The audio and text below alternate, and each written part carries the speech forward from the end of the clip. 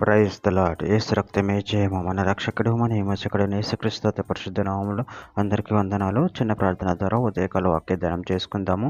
పరిశుద్ధుడ మహాగణుడు అనే దేవ యేసయ్య, సర్వాధికారి నాయన మీకే వేలది వందనములు, కృతజ్ఞత స్తుతి స్తోత్రం చెల్లించుకుంటున్నాను దేవ ఉదయకాలం ప్రభు వాక్య భాగం ధ్యానిస్తుండగా వాక్య భాగం మాకు అర్థమవట్లో సహాయం చేసి మీ కృపలో బలపరిచి మీకు మాదిరిగా మమ్మల్ని నడిపించి మీ చిత్తాన్ని మా జీవితంలో జరిగించమని చిన్న ప్రార్థన యేసుక్రీస్తు అతి పరిశుద్ధ నామములు అడిగి వేడుకుంటున్నాను తండ్రి. Amen amen. కీర్తన గ్రంథం 119 అధ్యాయం 72వ వచనము. వేల కొలది వెండి బంగారు నాణముల కంటే నీవిచ్చిన ధర్మశాస్త్రం నాకు మేలు. ఆమె దేవుడి వాక్య భాగం దీవించును గాక. ప్రభునందు ప్రియులారా, ఇక్కడ వాక్య భాగంలో గమనించినట్లయితే వేల కొలది వెండి బంగారు నాణముల కంటే నీవు ఇచ్చిన ధర్మశాస్త్రం నాకు మేలు. అదేవిధంగా వాక్య భాగంలో గమనించినట్లయితే కీర్తన గ్రంథం 119 అధ్యాయం 14 వచనం. సర్వసంపదలు దొరికినట్లు నీ శాస్త్రముల మార్గమును బట్టి నేను సంతోషించుచున్నాను. కీర్తన గ్రంథం 119 అధ్యాయం 111 వచనం. నీ శాస్త్రములు నాకు హృదయానందకరములు, అవి నాకు నిత్య స్వాస్థ్యమని భావించుచున్నాను. కీర్తన గ్రంథం 119 అధ్యాయం 127 వచనం. బంగారు కంటేను అపరంజి కంటేను నీ ఆజ్ఞలు నాకు ప్రియముగానున్నవి. కీర్తన గ్రంథం 119 అధ్యాయం 162 వచనం. విస్తారమైన తూపు సొమ్ము సంపాదించిన వాని వల్లే నీవిచ్చిన మాటను బట్టి నేను సంతోషించుచున్నాను.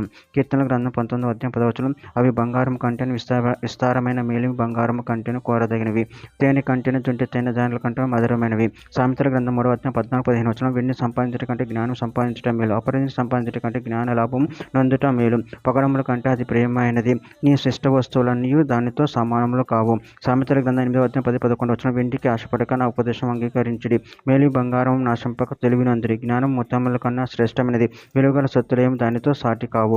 సామెతల గ్రంథం 8వ అధ్యాయం 19 వచనం. మేలిమి బంగారం కంటే అపరంజి కంటే నా వలన కలుగు ఫలము మంచిది, ప్రశస్తమైన వెండి కంటే నా వలన కలుగు వచ్చు బడి దొడ్డిది.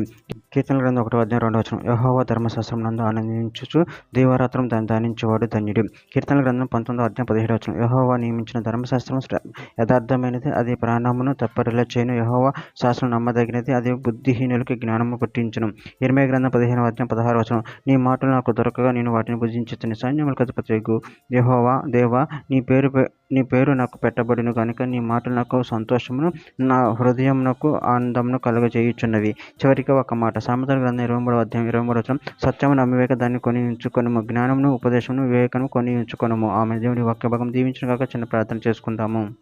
పరిశుద్ధుడ ప్రేమ కలిగిన దేవయ్యా, మీరు ఇచ్చిన వాక్యదాన్ని బట్టి ప్రభు కృతజ్ఞతలు చెల్లించుకుంటున్నాను తండ్రి. నారా నీ మాటలు శ్రేష్టమైన తండ్రి, వాటిని మీ దగ్గర ఉంచుకొని నిన్ను మహిమపరచుకుని పరిశక్తిని బలాన్ని మాకు అనుగ్రహించి మీ ప్రేమలో కృపలో బలపరచమని చిన్న ప్రార్థన నామములో అడిగి వేడుకుంటున్నాను తండ్రి. Amen amen.